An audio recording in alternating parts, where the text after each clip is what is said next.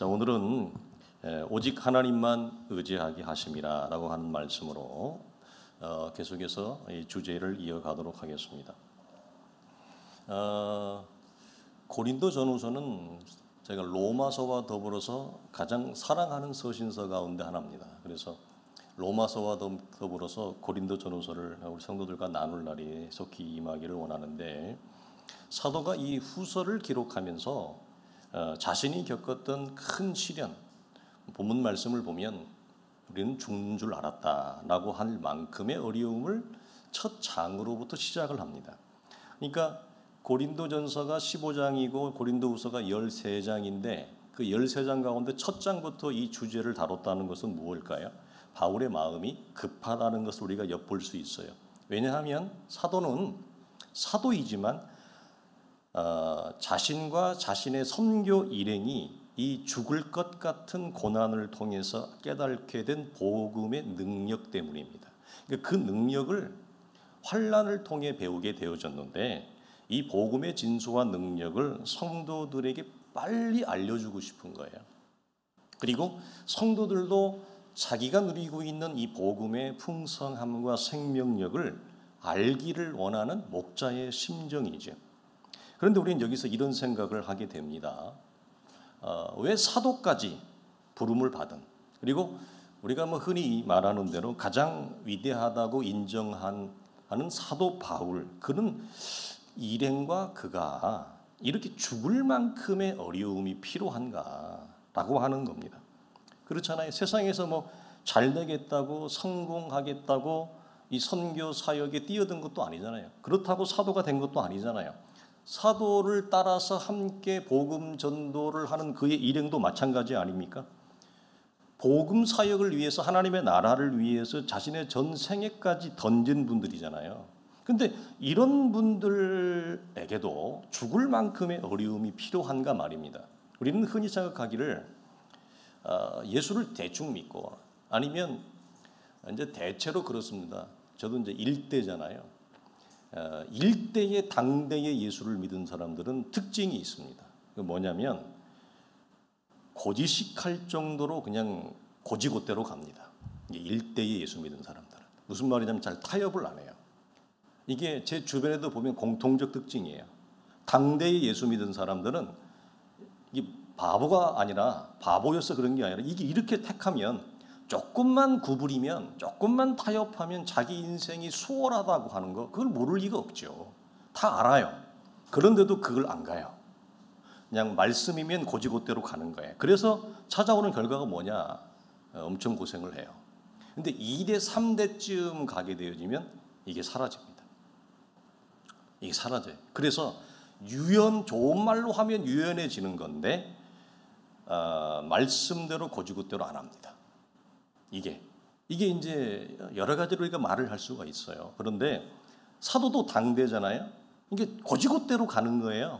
그러니까 우리가 생각할 때 이런 사람들에까지도 이런 죽을 정도의 어려움이 필요한가 말이죠. 대충 예수 믿고 교회는 한 달이 걸쳐놓고 자기 하고 싶은 대로 하는, 우리가 흔히 얘기하는 그런 분들에게 이런 환난과 고난이 찾아오는 거 아닌가. 그런데 우리 지난주에 나누었듯이 도리어 의인이 더 고난받아요. 악인은 여러분 의인 같은 고난이 별로 없어요. 그 이유에 대해서 우리는 9절 중반절에 보면 이렇게 답합니다. 바울은 이는 우리로 자기를 의지하지 말고 오직 죽은 자를 다시 살리시는 하나님만 의지하게 하심이라. 아니, 그럼 언제는 사도가 하나님을 의지하지 않았나요? 하나님을 의지하는 마음 없이 어떻게 여러분 복음 사역에 뛰어들었겠습니까? 그런데 전반부의 사도가 부름을 받을 때 하나님을 의지하는 것과는 결이 다른 또 다른 차원의 하나님을 신뢰하고 하나님을 의지하는 법을 말하는 것입니다. 그러니까 이 말씀은 우리에게도 그대로 해당되는 말씀이죠. 이 틀에서 벗어나는 성도는 없습니다. 그러니까 우리 성도들이 기억하실 것은 뭐냐? 이런 말씀을 들으면서 우리는 하나님의 말씀이 내가 겪는 나의 현실, 우리는 내 현실은 다 어렵잖아요. 아마 이 중에서 저는 목사님, 제 현실이, 제가 처한 삶의 처지가 어렵지 않습니다. 아마 말할 분은 별로 없어요. 거의 대부분 다 내가 처한 이 삶의 자리는 다 힘들고 고통스럽더라고 말할 거예요. 그럼 우리가 어떻게 해야 되죠? 사도가 했던 이 말씀을 우리의 삶에 비추어 보는 거예요. 사도는 그 정확한 답변을 합니다. 하나님만 의지하게 하심이라. 그런데 이 하나님만 의지하게 하심이라고 앞에 어떤 이제 설명을 바울이 하냐면 오직 죽은 자를 다시 살리시는 하나님을 언급해요. 이 언급한 이유가 있어요. 그건 무엇일까요? 왜 여러분 그냥 하나님만 의지하게 하려고 하나님이 나에게 이렇게 어려움과 실패를 주었어 이렇게 얘기하지 않고 죽은 자를 다시 살리시는 하나님이라고 하는 말을 언급한 이유가 있습니다. 그것은 이 땅에서 성도가 겪는 모든 종류의 어려움, 모든 종류의 실패나 슬픔이나 괴로움이나 고난은 그리스도의 죽음이 어떻게 내가 겪는 이 고단한 현실을 통해서 부활이라고 하는 새로운 현실과 새로운 결과를 이루어내는가라고 하는 하나님의 창이에요. 여러분 이렇게 받아들이면 돼요. 이렇게 받아들이면. 근데 우리가 지난주에 나누었듯이 대부분 처음에는 그런 줄 몰라요. 첫 번째, 내가 뭘 잘못해서 이럴까? 내가 뭘 실수해서 이런 어려움과 곤란함을 겪지? 원인을 자기에게 봐요. 좋은 접근인데, 그러나 성경은 그런 접근을 뛰어넘어서 나에게 어떤 원인이 있다라기보다는 하나님이 당신의 자녀들을 불러서 이 땅을 이끌고 가는 동안 모든 사람들이 곤란한 처지와 특별히 죽을 만큼의 괴로움과 고통을 겪는 것은 왜 그러느냐? 근데 특별히 보면 우리가 교회 안에서 보면 여러분 어떤 걸 경험하죠? 이런 게 주로 누가 많이 겪어요? 욥과 같은 사람들이 더 겪어요. 여러분 잘 보세요. 그냥 왔다리 갔다리 하는 사람은 이거 잘 안 겪어요. 그거 오면 그 사람 감당이 안 돼요. 그냥 떨어져 나가요. 그런데 오히려 하나님 앞에 더 집중하는 삶의 스타일을 가지고 있는 사람들이 이걸 더 겪어요. 여러분 그거 보면서 굉장히 불공평하다고 생각하지 않았습니까? 어떻게 하나님 저런 하나님 앞에 저렇게 예쁘고 아름다운 믿음의 자세를 가지고 하나님 앞에 이 땅을 살려고 하려고 한 사람이 저런 고난을 당합니까? 하나님 말도 안 되는 일 아닙니까? 아니, 대충 예수 믿고 맨날 따라리 하면서 오히려 그런 사람이 더 곤란한 일을 겪어야 되는데 그런 사람에게는 여러분 그런 곤란함이 안 와요. 오히려 믿음이 좋은 사람이 그런 일을 겪어요. 대개 여러분 우리가 볼 때 여기서 아이러니한 이 모든 것은 그리스도의 죽음이 내가 겪는 이 냉혹한 현실을 통해 어떻게 하나님이 새로운 삶의 결과와 현실을 이루어내는가를 온몸으로 하나님이 우리에게 배우게 하고 알게 하는 거예요. 지난주에 나누었습니다. 설교 시간에 들은 것도 좋고 성경 공부 시간에 배운 것도 좋지만 진짜 현장은 어디라고 그랬어요? 내가 살아가는 삶의 처지입니다. 거기에서 눈이 열어진다라고 하는 거예요. 여기서 말하는 새로운 창조란 이거죠. 죽음 이전과 그리스도로 말하면 죽음 이전과 다른 존재와 현실을 말합니다. 우리에게 말하면 죽을 것 같은 이 고난 이전과 이후의 존재와 현실을 말합니다. 원리적으로 말하면 다른 존재라는 건 뭐예요?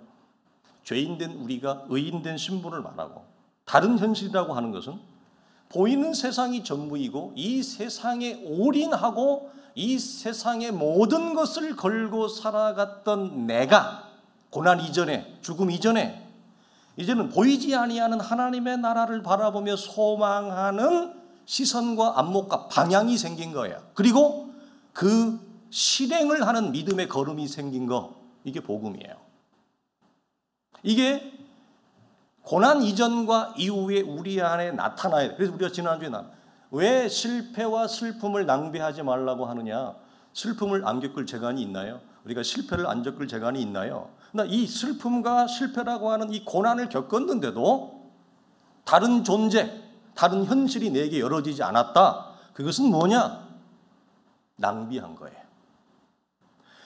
고난을 겪었는데 이전과 다른 죄인이 의인된 신분, 즉 우리로 말하면 이전과 다른 더 나은 믿음의 상태로 우리가 새로운 사람됨으로 나오지 않았거나 그렇게 죽을 고생을 했고 지나왔는데도 보이는 세상이 전부라고 여기는 이 시선이 전혀 바뀌지 않고, 그건 여러분 우리는 슬픔과 실패를 낭비한 거라 그랬습니다. 그러나 이것이 우리 안에 하나님이 우리를 이끌어가는 방법인데, 이것이 성도들 속에 복음이 역사가 되어지면 우리는 우리가 겪는 모든 실패와 아픔과 고통과 고난이 어떻게 나를 하나님의 사람으로 변화시켜 놓는가, 어떻게 복음이 내 안에 와서 나를 다른 사람으로 새롭게 창조하는가를 온전히 겪게 된다 이 말이에요. 이것이 복음이 우리를 변화시키는 방식입니다. 근데 우리의 기대와 다른 방식으로 우리를 변화시킵니다. 그러니까 이런 거잖아요. 내가 볼 때는 말도 안 되는 일이고 어떻게 나에게 이런 일이 일어나죠? 이게 예수를 믿어가면 믿어갈수록 더 생겨요. 초창기에는 이런 억울한 마음이 안 생겨요. 왜 억울한 마음이 안 생기냐면 그때는 대충 예수 믿었거든요. 근데 이제는 진지하게 예수를 믿는 거예요. 이제는 내 삶을 내걸어요. 내 생을 내걸어요. 내 삶과 내 생을 넣은다는 것은, 이것은 여러분 문장은 심플하지만 그 뒤에 따라오는 굉장히 많은 것들이, 여러분 희생과 헌신이라고 하는 것들이 동반되지 않으면 불가능한 거예요. 그러니까 대충 가볍게 예수 믿을 때는 그러지 못했지만 이제는 진지하게 예수 믿으면 그 안에 내 인생과 내 삶이 여러분 같이 연결되어 있어서 많은 것들이 그 안에 여러분 함축되어 있잖아요. 희생과 헌신으로 여러분 들어가잖아요. 그런데도 불구하고 내가 왜 이런 죽을 만큼의 고통과 아픔과 실패와 연약함을 겪어야 되느냐라고 하는 차원에서 억울한 거예요. 여러분 억울하지 않습니까? 이쯤 이렇게 했으면 하나님이 everything okay가 되게 해야 되는데, 내가 기도하는 것마다 다 그냥 기도가 응답이 되어지고, 내가 그냥 손으로 터치하는 것마다 그냥 열매가 맺혀지고, 내가 가는 곳마다 그냥 생명의 역사가 일어나고, 내가 말할 때마다 벌떡벌떡 일어나는 치유 역사가 일어나고, 하나님이 내 인생을 책임져 주시는 이 놀라운 대변혁의 역사가, 아니 내 생을 바쳤는데 고지곳대로 갔잖아요. 하나님 쉬운 길을 안 갔잖아요. 넓은 길을 내가 안 택했잖아요. 택할 수 있었는데도 내가 안 가고 말씀 때문에 좁은 길을 택했잖아요. 그런데도 하나님 이러식입니까? 분통하죠. 막 억울합니다. 그래서 이것은 대체로 어떤 사람이나 어떤 사건을 통해서 우리 속에 찾아오는데, 성경은 이런 억울하고 분통한 일을 겪는 성도들 향한 답변이 뭐라고요? 바울도 우리랑 똑같았을 거예요. 얼마나 억울했겠어요. 오직 하나님만 의지하게 하심이라. 이게 잘 안 깨집니다. 사람을 신뢰함보다 하나님을 신뢰하는 이 지렛대가 웬만해서 깨지지 않습니다. 계속해서 우리는 사람을 바라봅니다. 사람을 의지합니다. 그 사람으로부터 나올 것을 여러분 기대합니다. 이 공급처가 땅에서 하늘로 전환되어지고 사람에서 하늘로 하나님으로 전환되어지기까지는 사실은 한두 번의 고난과 어려움만으로도 안 되는 것 같습니다. 그만큼 우리 안에 있는 이 깨어지기 어려운 것이 있어요. 그렇지 않으면 우리는 하나님을 의지하거나 신뢰하는 법을 배우지 못하고, 사실은 말로는 하나님을 사랑한다고 그러고 뭐 이렇게 저렇게 말을 하지만 실제는 세상을 더 사랑합니다. 실제는 하나님보다는 세상에 더 마음이 있습니다. 그래서 데마가 여러분 바울을 따라다닐 정도가 됐으면 그 사람이 여러분 웬만한 각오와 결단과 헌신으로 여러분 사도를 따라갔겠어요? 굉장한 각오와 결단을 가지고 여러분 바울의 선교사에게 뛰어들었을 거란 말이에요. 그런데 하다가 데마는 바울이 뭐라고 그랬다고요? 어떤 마음이 그 안에서 여러분 일소되지 못했어요? 여전히 세상에 마음을 두고 세상을 사랑하고, 내가 사도 바울의 일행과 함께 이 선교 사역을 하면 세상에서 내가 한번 이름 한번 내버리라, 세상에서 한번 더 높아져 버리라, 이 마음을 저버리지 못하고 따라다녔어요. 그래서 바울은 뭐라고 얘기했다고요? 데마는 복음 사역을 뛰어들었음에도 불구하고 세상을 사랑했기에 세상으로 갔느니라. 한두 번의 어려움만으로 이게 잘 안 깨어진다라고 하는 거예요. 유학 시절에 3일을 굶은 적이 있습니다. 처음에는 금식하는 마음으로 느긋하게 말씀 보고 찬양하고 기도했습니다. 그러면서 이렇게 기도했죠. 하나님, 제가 그때 자주 했던 기도가 뭐냐면 늘 이거, 하나님 보고 계시죠? 하나님 아시죠? 뭘 아냐? 먹을 게 없습니다. 그럼 뭘 하는 얘기예요? 하나님 먹을 거 달라는 얘기죠. 근데 이틀이 지나고 3일이 지났는데도 아무 일도 일어나지 않았습니다. 이렇게 기도가 늦게 응답된 적이 없었습니다. 제 라이프에서 여태까지만 해도 제 기도는 거의 뭐 하여간 그날을 잘 안 넘어갔습니다. 정말 놀라웠어요. 여기서 기도하면 분 들어오면서 응답이 오고 그랬어요. 그러니까 그때는 시샘말로 무서운 게 없었어요. 땡잘 한 번 없는데 무서운 게 없었어요. 왜? 기도하면 하나님이 즉시 즉답을 하는데 무서울 정도로 응답이 왔기 때문에. 그런데 이때는 3일이 지났는데도 아무 일도 안 일어나는 거예요. 금식 기도를 제가 참 많이 했습니다. 3일 금식, 5일 금식. 왜 그 이상을 못 하냐면 이제 그 주에 교회가 사역을 해야 되니까 이제 그 이상은 못 하는 거예요.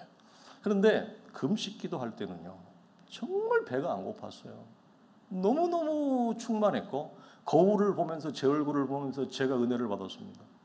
어떻게 그렇게 굶었는데 굶은 티도 안 나고 얼굴에 그냥 빛이 나는데 광채가 나는데 내가 내 얼굴을 보면서 은혜를 받는 거예요. 배도 안 고파요. 저는 물 한 모금 안 먹고 5일도 버텼어요. 20 초반 때. 그런데 이때는 배가 고파 죽겠는 거예요.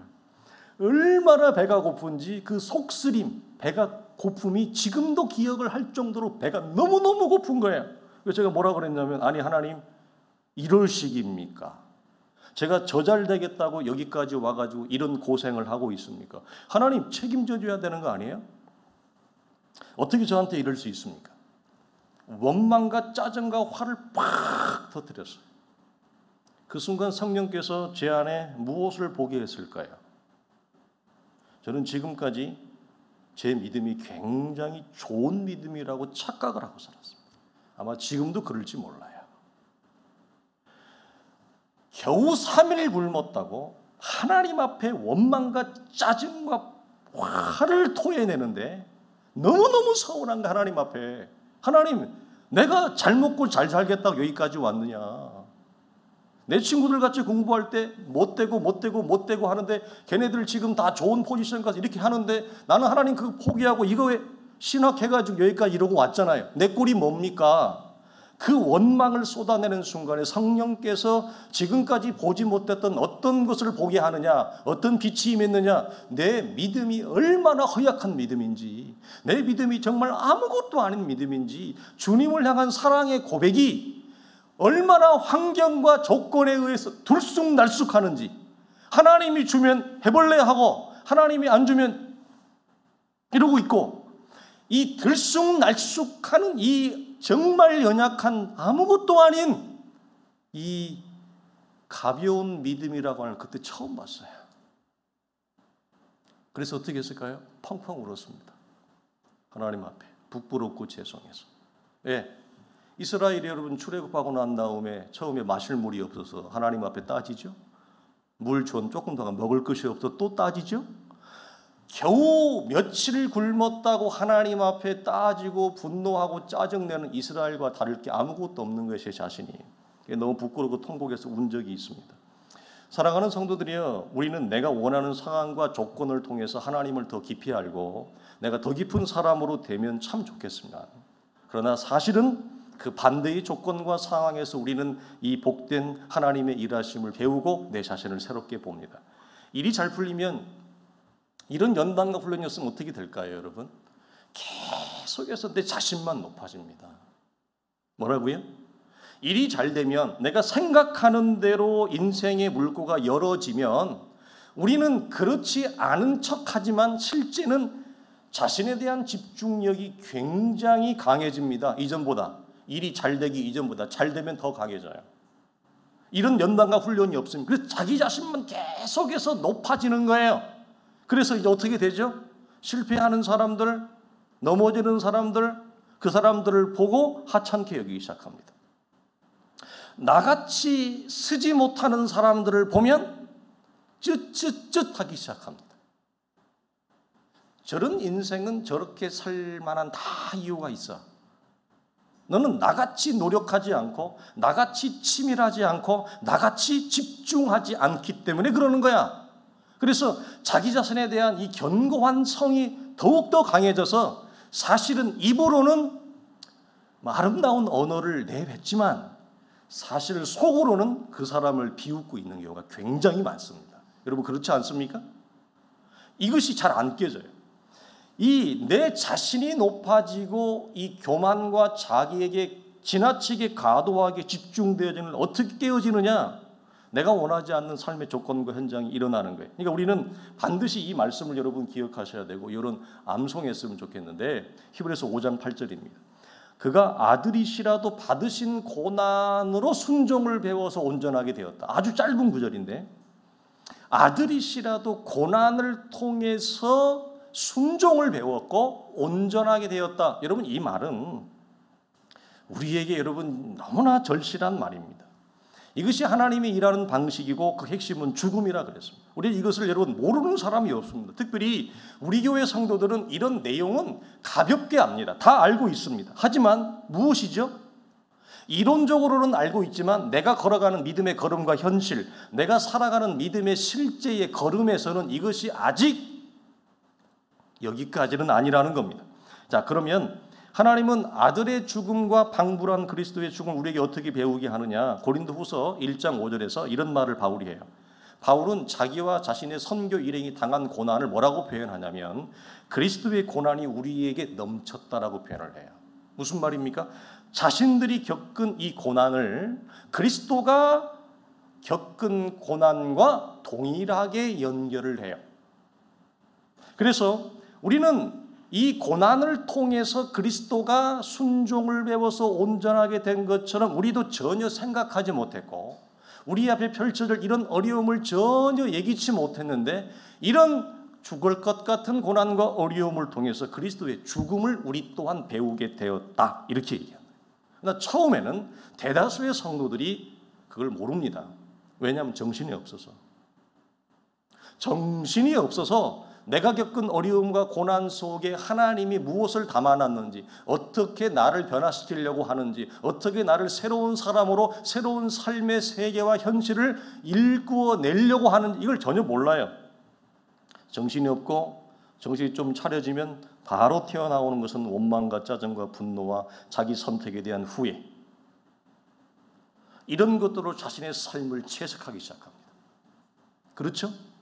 그래서 어떻게 하면 이 고난이 빨리 지나갈까? 어떻게 하면 이 고난을 빨리 끝낼 수 있을까? 우리는 별 생각을 다 하게 되어집니다. 사도는 이 고난이 자신의 교만을 꺾어놨다 그래요. 이 어려움이 인간 바울 사도의 첫사람을 꺾어놓았다. 즉 무엇을 통해서? 잘 되는 경험이 아니라 약해지는 경험을 통해서 자신의 첫사람의 본성인 이 아담의 본성, 이 교만이 깨어지게 되었고 오직 사람이 아니라 하나님만 의지하는 법을 배우게 되었다고 고백을 하는 거예요. 그러니까 여러분 약함은 이런 차원에서 뭐예요? 하나님의 능력을 경험하는 최고의 기회이자 기회의 창이에요. 그러니까 약함은 우리가 생각하는 것처럼 불행이나 저주가 아닙니다. 이 관점에서 여러분 자유해지셔야 돼요.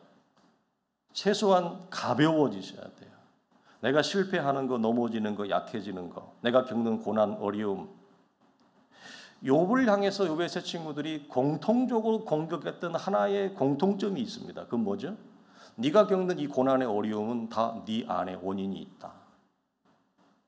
여러분 우리는 자칫 잘못하면 내가 겪는 고난의 어려움을 이 원인점을 자기에게 둘 수 있습니다. 그러나 여러분 또 다른 차원이 있다는 걸 잊지 마셔야 돼요. 잘 살아도 의인으로 살아도 믿음으로 살아도 전혀 생각하지 못했던 하나님의 일하심이 내 인생을 찾아올 수 있다라고 하는 거예요. 그래서 여러분 바울의 일행에 찾아온 거예요. 그러니까 약함은 여러분 불행이나 저주가 아닙니다. 넘어짐은 하나님이 또 다른 더 복된 세계로 나를 부르시겠다라고 하는 하나님의 위대한 섭리의 손길이에요. 손.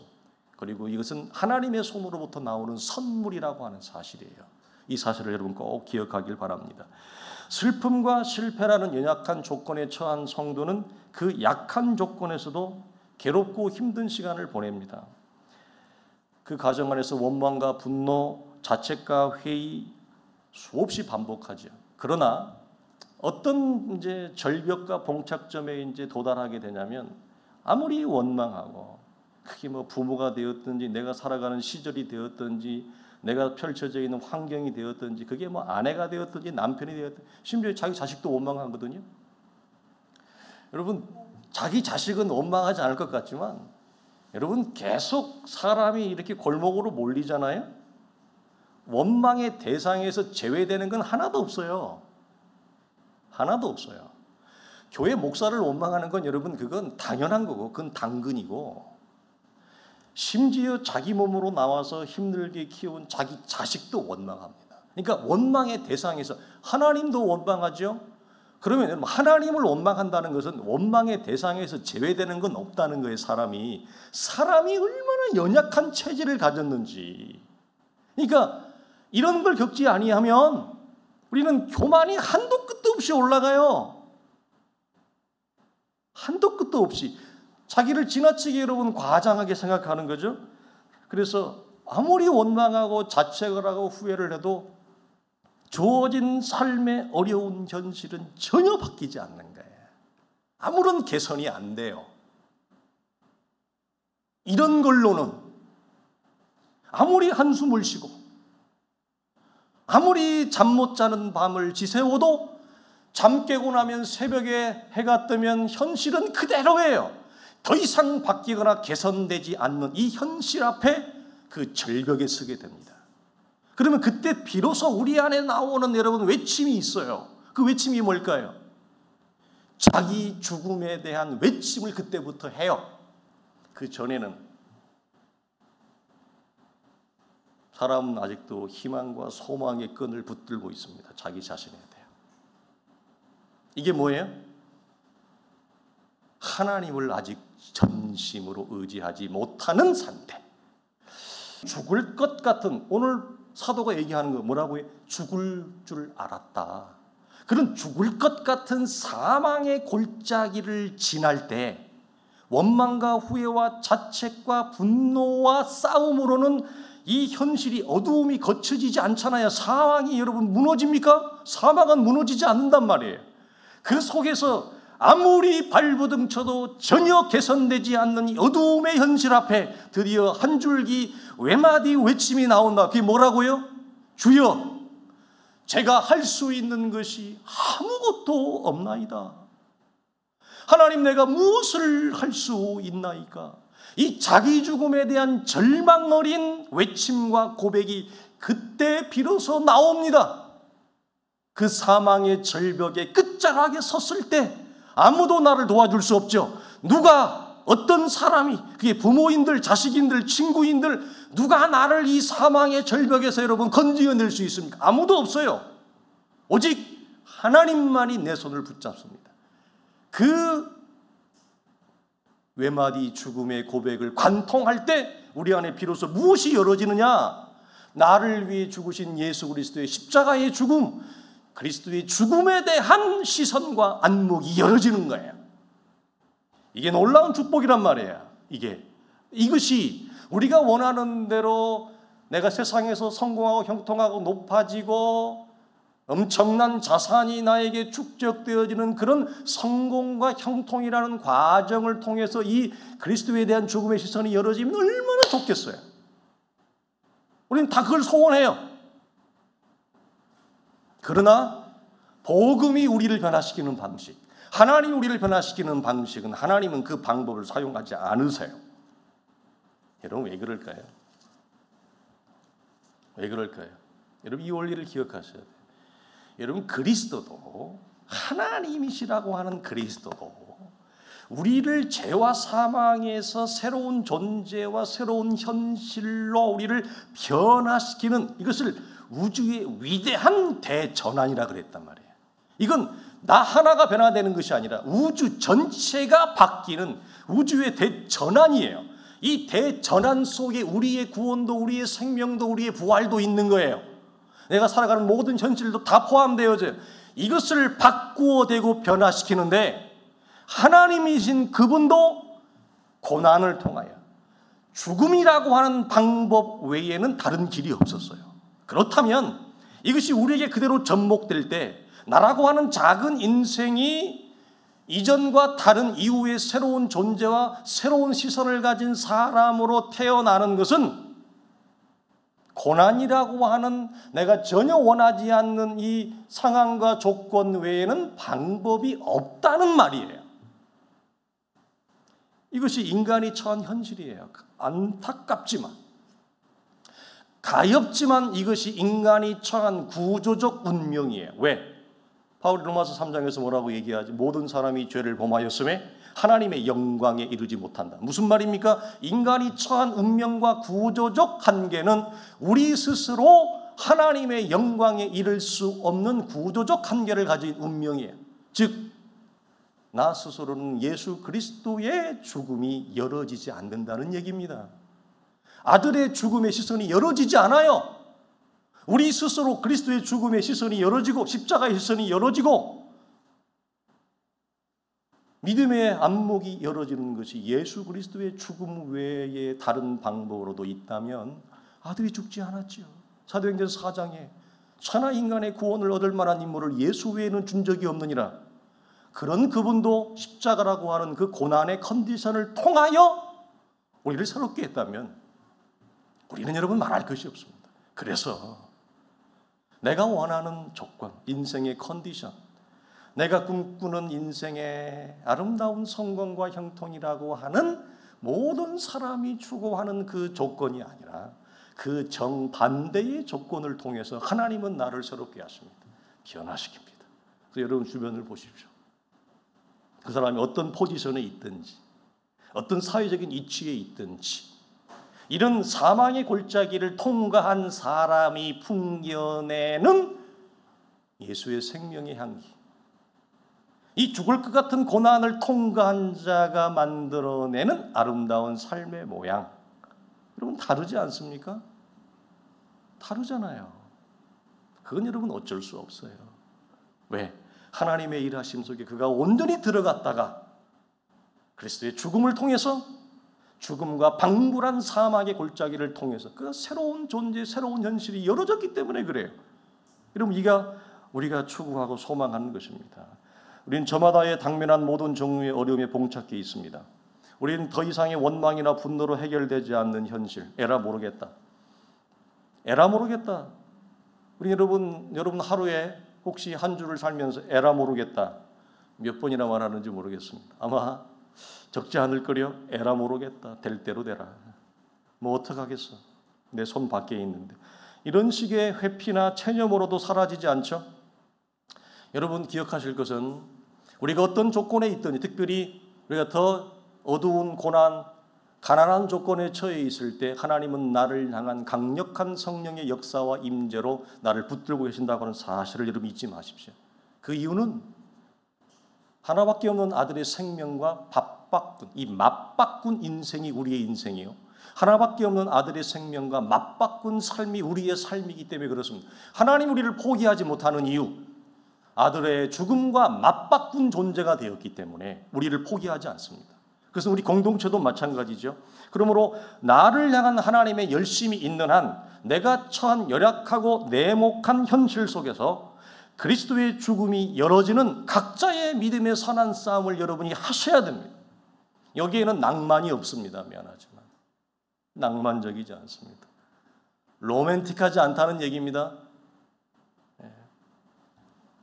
내가 처한 가난한 조건을 하나님이 나를 포기하고 있지 않는 한 이 조건이 언젠가는 선한 조건으로 하나님이 바꾸시는 그 위대한 역사에 여러분이 동참되어지고 그 선한 역사의 대반전을 우리 사랑하는 온 성도들이 저마다의 삶의 자리에서 또 공동체 믿음의 걸음을 통해서 아름답게 성취되어 줄 수 있길 주의 이름으로 축원합니다. 우리 고린도후서 4장 7절에 있는 말씀 우리 함께 고백하면서 마치겠습니다. 시작.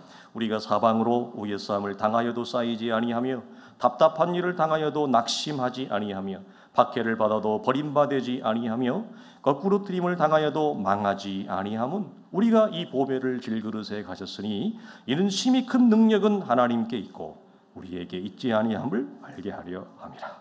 아멘.